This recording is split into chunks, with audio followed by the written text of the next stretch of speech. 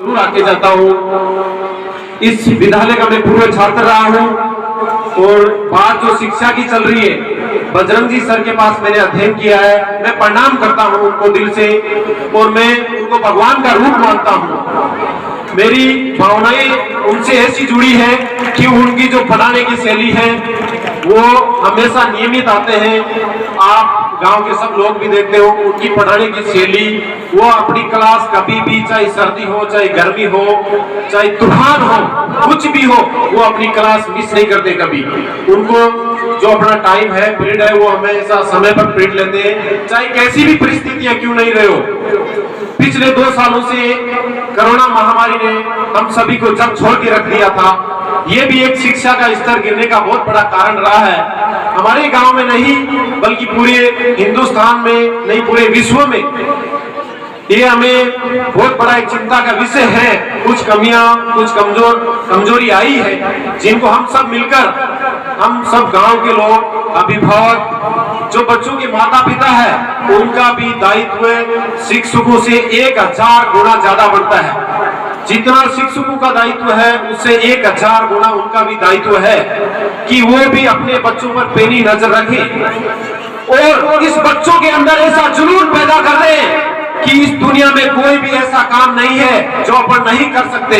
दुनिया का हर काम हम कर सकते हैं। डॉक्टर भीमराव अंबेडकर साहब ने उस समय पीएचडी की थी, जिस समय यहाँ शिक्षा का कोई महत्व नहीं था, कोई जानते नहीं थे। वो भी लंदन यूनिवर्सिटी में लोग फार्म भरना नहीं जानते थे और उन्होंने भी लगभग 4-5 विषयों में पीएचडी की थी।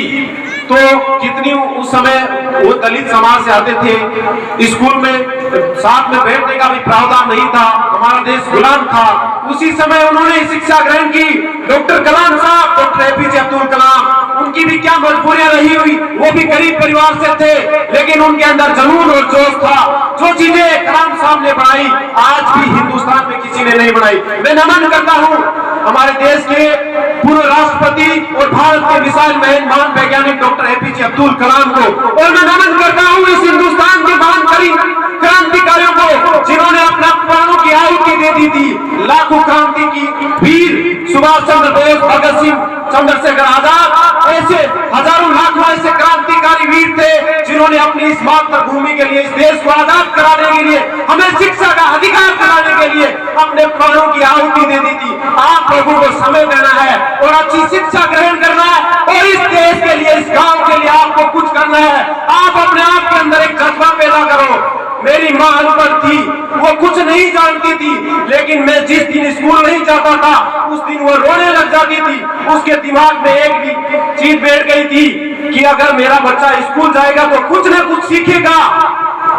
मैं जिस दिन स्कूल नहीं जाता था तो उनकी आंखों में आंसू आ जाता था। मैं उनके रोने की वजह से नियमित स्कूल आता था। मैं आज भी उनकी जब पीछे की बातें याद करता हूँ, मैं भावुक हो जाता हूँ कि मेरी माँ अनपढ़ थी, फिर भी इस बात का तो उसको ज्ञान था कि मेरा बच्चा अगर अच्छी शिक्षा ग्रहण करेगा तो अच्छे समाज में बैठेगा, अच्छे लोगों के साथ बैठेगा, अच्छा परिवार बनाएगा, अच्छे लोगों को शिक्षा देगा।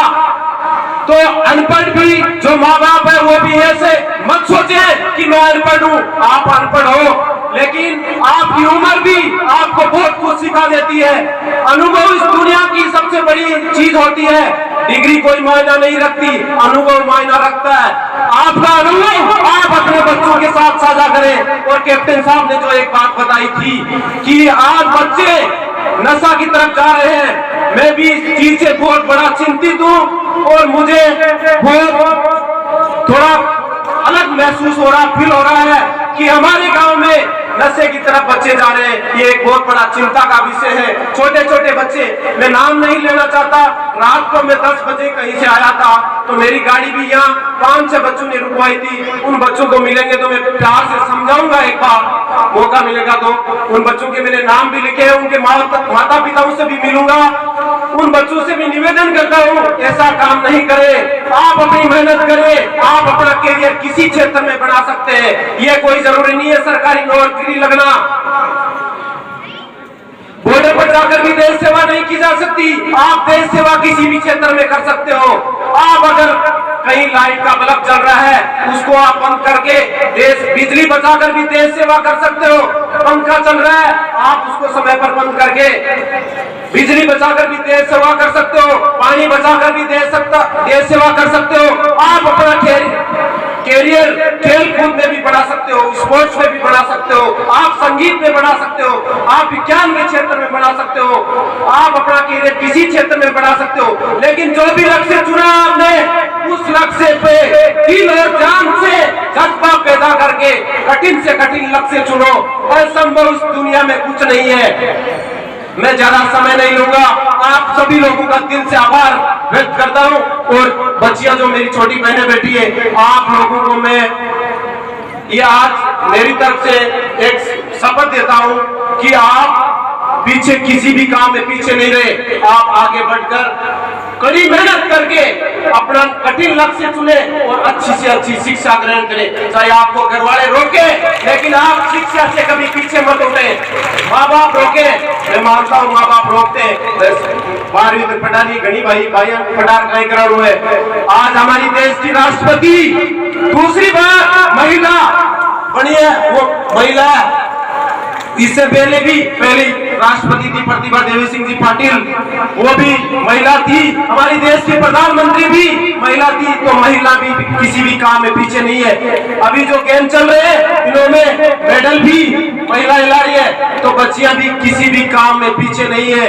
आप कोई भी काम हो, बच्चियों को साथ लेकर, कोई भी काम हो बच्चों को साथ लेकर वो काम करें। और मेरी भावनाएं इस विद्यालय से जुड़ी है। जब भी किसी भी प्रकार की, अगर किसी भी बच्चे को, किसी भी स्टूडेंट को सेना से संबंधित, फिजिकल से संबंधित या कोई भर्ती से संबंधित या शिक्षा से संबंधित कहीं एडमिशन लेना हो या कहीं कॉलेज में लेना हो, कहीं कोचिंग करना हो, किसी भी प्रकार की आवश्यकता है, वो मेरे से व्यक्तिगत मिलकर मेरे से पूछ ले।